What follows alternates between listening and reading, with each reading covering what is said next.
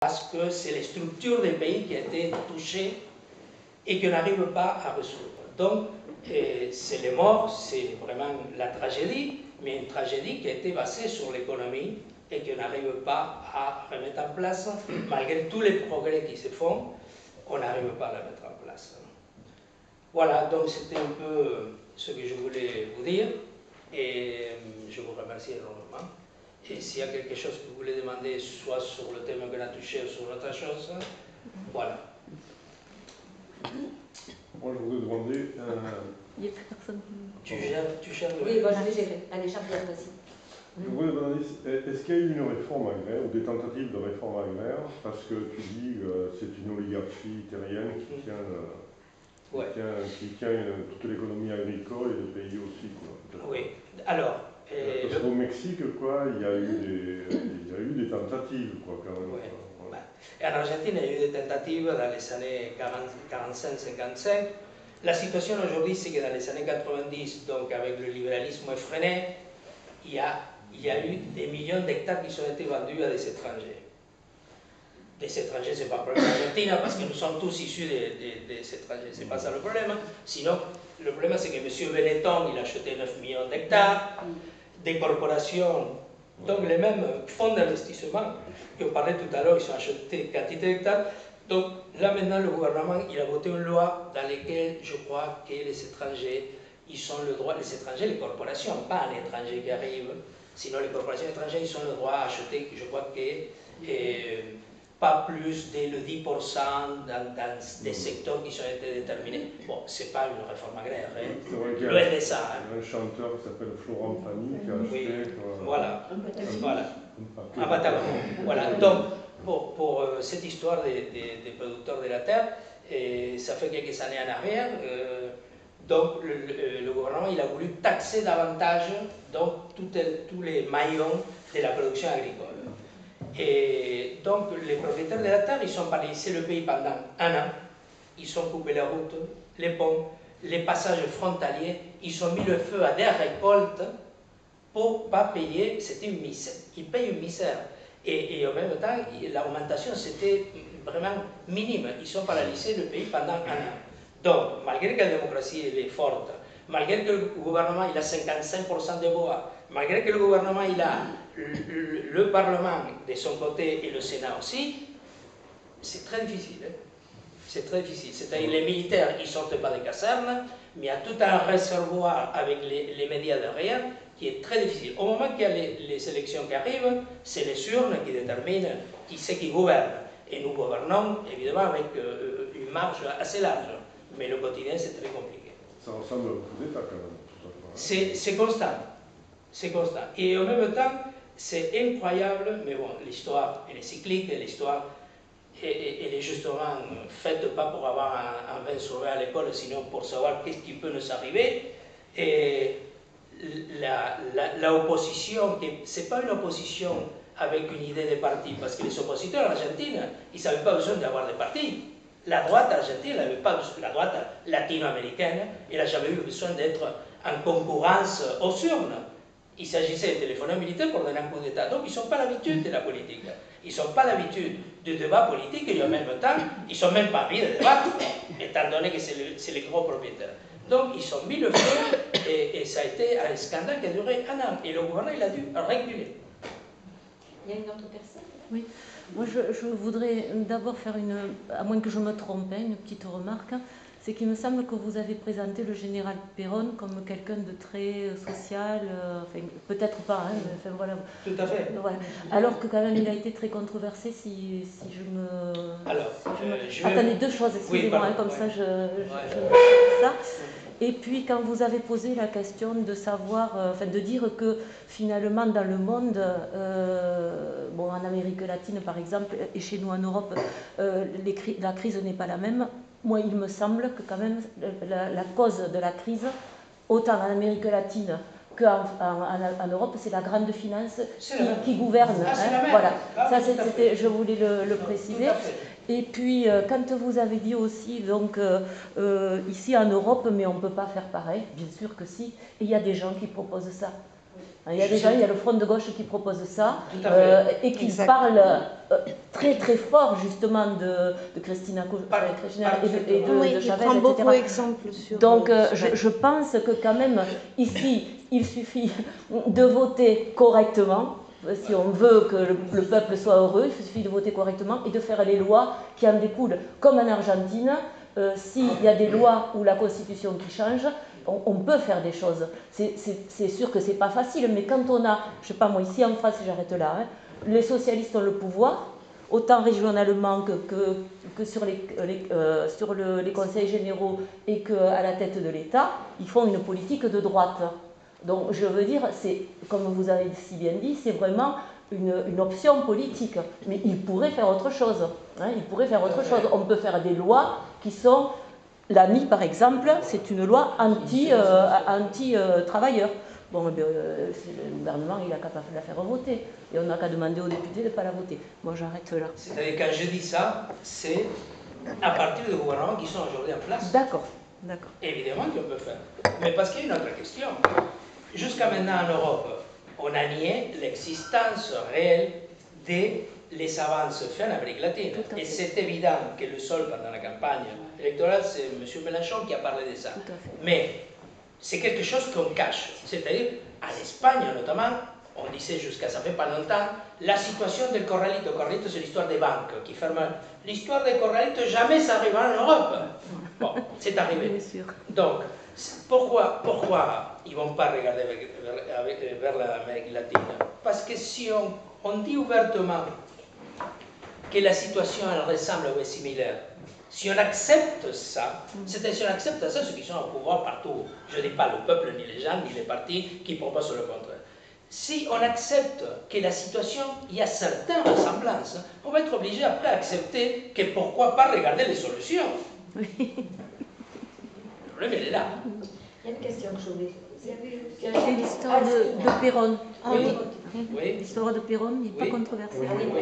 c'est à ce sujet-là que je voudrais vous demander des éclaircissements, parce que en Europe, enfin, moi je ne comprends pas exactement ce que c'est le péronisme. Vous avez raison. Mais Vous avez tout à fait raison. Je pense qu'il est arrivé au pouvoir la première fois par un coup d'État. Qui? Perron? Non, jamais. Jamais. Donc vous voyez jusqu'à quel point il y a une différence entre la controverse et une rage. Effectivement, c'est controversé dans le sens que pendant la guerre mondiale, il était plutôt plus près de Mussolini, plutôt des guerres de Franco. Mais nous ne plaignons pas parce qu'il a beaucoup aidé les Espagnols à ne pas avoir faim parce qu'il envoyait des bateaux de viande pratiquement gratuitement. Oui. Mais bon, la dernière fois qu'il est retourné en Argentine, il s'est présenté aux élections, il les a gagnées. Oui. Bon, il est mort, je crois. Oui. Mais on dit que le coup d'État a commencé le 24 mars. Oui, Je crois qu'il a commencé avant. Parce que, attendez, juste, quand il est mort, c'est sa femme, Isabelita, qui a pris le pouvoir avec son droit. Oui. Mais ils ont commencé à assassiner des gens. Oui. Avant les militaires. Oui. Pas mal de gens. Alors, on ne comprend pas le péronisme parce que les premiers assassinés, c'était les péronistes. Oui, je suis bien placé pour ça. Donc je vais vous expliquer ça. Alors, on a l'impression qu'en Argentine, tout le monde est péroniste. Nous sommes tous les militaires, tout le monde. Non. Alors nous, on ne comprend pas bien parce qu'on a l'habitude de la... Je vais essayer de vous expliquer. C'est... Bon, juste 2 minutes. Et bon, il y a eu quand même des assassinats, beaucoup d'assassinats, avant que les militaires disent qu'ils ne vont pas assez vite. Dans les nettoyages, on va y aller nous, on est zéro. C'est-à-dire qu'en fait, si vous voulez... Juste... bon... Non. Alors, c'est justement... pour ça que les militaires ils ont pris le pouvoir. Parce que quand ils ont pris le pouvoir, ils étaient en train déjà de réprimer. Sauf que dans une démocratie pas très bonne, mais il fallait qu'ils prennent le pouvoir pour instaurer le système économique. Parce qu'en réprimant les opposants, ce n'était pas suffisant. il fallait... La AAA a été créée. Oui, mais je vais arriver. Juste, je vais arriver. Ne vous inquiétez pas. démocratique. Ne vous inquiétez pas, j'étais poursuivi par Teresa, je connais très bien le sujet, je vais vous expliquer. Je crains que ça ne sera pas suffisant, mais je vais vous expliquer. Donc, Perón, il a été choisi 3 fois président de l'Argentine, dans des élections absolument propres, en gagnant les élections par 60, 62, 63% des voix au premier tour. Ça, il n'y a aucun problème. Donc, les controverses, ils viennent d'abord par des mauvaises informations versées ici en Europe de manière systématique, notamment en France. J'ai entendu, moi, en France Culture, une émission en parlant des dictateurs sud-américains, et on parlait de Stroessner, on parlait de Somoza, et on parlait de Perón. Alors, qu'est-ce que c'est une dictature? C'est-à-dire, c'est comme le mot liberté aux États-Unis. C'est qui va donner la capacité, la valeur de chaque mot? C'est-à-dire, dictature en Amérique latine, c'est synonyme de milliers de morts disparus, comme à l'époque franquiste, mais et arriver à prendre le pouvoir par les armes. Quelqu'un qui arrive au pouvoir, élu 3 fois par plus de 60% de voix, en Amérique latine, ce n'est pas une dictature. Si en Europe, on s'amuse à des choses comme ça, c'est un problème des Européens. Mais nous savons très bien qu'est-ce que c'est une dictature. Et en Espagne, malheureusement aussi. Donc, par rapport au péronisme, la grande vertu du péronisme, c'est justement que c'est incompréhensible. C'est justement qu'il est incompréhensible. C'est-à-dire, c'est un mouvement tellement large, dans lequel n'importe qui peut habiter. Et ça a été géré de cette manière-là. Il y a une explication historique que je ne vais pas développer maintenant. Je préfère passer au sujet de la répression pendant la démocratie. Et le péronisme, vous avez dit que Perón a appuyé la Deuxième Guerre mondiale, il a appuyé les nazis. Je vous remarque que Perón est arrivé au pouvoir en 1945. Et la Deuxième Guerre mondiale, il a fini en 1945. Donc, Perón, il n'a jamais été au pouvoir pendant la Deuxième Guerre mondiale. Et s'il y a des nazis qui sont venus en Argentine, ce n'est pas le seul pays d'Amérique latine où il y a eu des nazis, sauf que en Argentine, ils ne sont jamais occupés des postes dans le pouvoir. Chose que Chili, oui, en Uruguay, oui, au Brésil, oui, au Paraguay aussi. Ce n'est pas pour rien que l'ancien dictateur du Paraguay s'appelait Stroessner. Et moi que je connais le Paraguay, on se balade dans la rue et les indigènes, ils sont blancs avec la pommade. Donc, en Argentine, aucun nazi occupé des postes dans les services secrets ni dans le gouvernement. D'ailleurs, l'Argentine, je crois que juste après l'Israël, c'est le pays au monde où il y a le plus de juifs. Et qui sont arrivés, ils sont restés, et qui font partie de la société argentine à 100%. Donc, si les liens entre Perón, l'Argentine et les nazis, ils auraient été aussi terribles que ça, les juifs ne seraient pas venus. Et pour en finir, je passe après à l'histoire de la répression pendant la démocratie. Les milliers pas seulement nazis qui sont venus, en plus il y a des nazis d'Allemagne, mais il y a des nazis aussi de Croatie qui sont venus, là c'est très clair. Ça a été un accord passé entre la Croix-Rouge, le Vatican et le gouvernement. Donc, cette idée de que l'Argentine était, l'Argentine c'est un pays neutre, dans tous les conflits ça a été un pays neutre. Ça peut plaire ou pas, mais c'est un choix. C'est neutre. Je préfère un pays neutre et pas comme à l'époque de Menem, qu'on a dû envoyer des frégates militaires au Golfe Persique pour faire plaisir à Aznar et à Bush.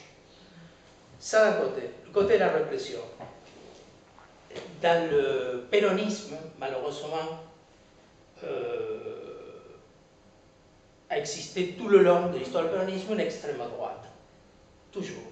C'est un mouvement énormément large que Perón, il a su structurer et dominer, évidemment, pour éviter le conflit. Quand il était arrivé à l'Argentine, il était déjà très très âgé, il a perdu le contrôle. Nous, de la gauche, on a fait les choses très très mal, et donc il y a des groupuscules d'extrême droite, appuyés par des militaires, par des policiers, par des mafiosos et par l'extrême droite péroniste, qui ont commencé une extermination systématique pendant la démocratie. qui est allé plus loin après la mort de Perón. Donc il y avait sa femme qui a pris, il n'a pas pris le pouvoir. En Argentine existe le président et le vice-président. Quand le président est mort, c'est le vice-président qui prend la tête du gouvernement. Je vais vous dire, vous savez bien dit, nous on a été les premiers sacrifiés dans l'histoire. Les premiers sacrifiés, ça a été nous. Mais bon, mais nous on faisait partie d'un mouvement et que